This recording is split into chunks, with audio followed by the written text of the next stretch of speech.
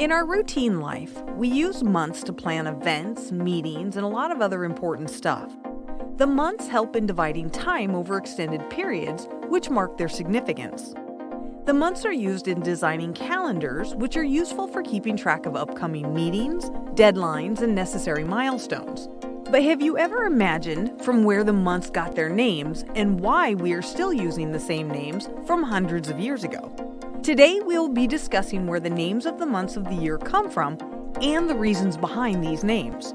You should know that most of these names come from Roman times. The emperors and scholars named the months according to Roman mythology based on gods and goddesses. Now, let's have a brief look at all 12 months of the year, beginning with January. It's named after the god of doors, whose name is god Janus in Roman mythology.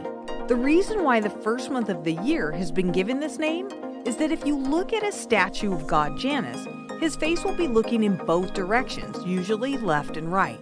This symbolizes looking both ways, back to the past and the future.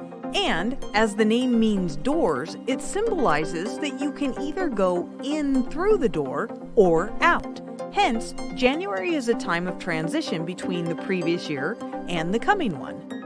The shortest month of the year, February, comes from a Latin word, February. It means to purify. Back in the Roman era, there was a festival of forgiveness where people were forgiven for the wrong things they'd done. We see that February symbolizes a purification period from the festival of forgiveness.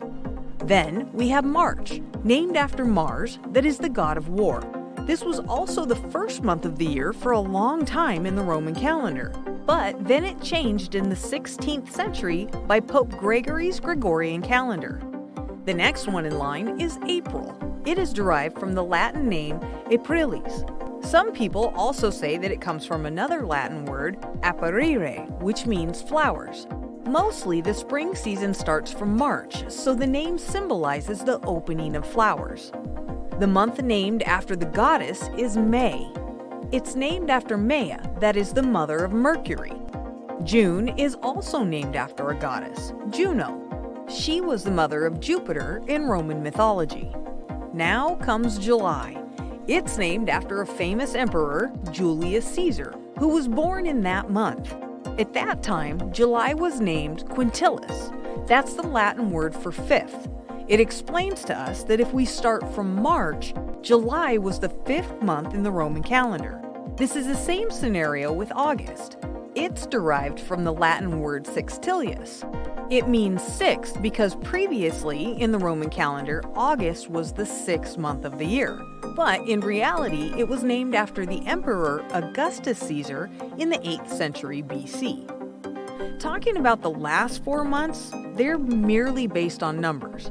However, it's surprising that they don't make any proper sense according to the calendar we're using today. September is derived from the Latin word septem, which means 7, as it was the 7th month before the Gregorian calendar.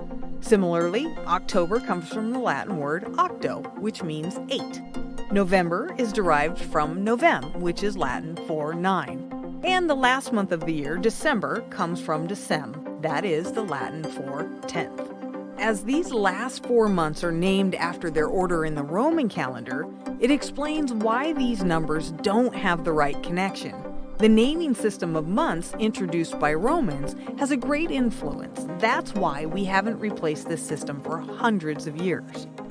That's all from today. See you in the next video with another interesting topic.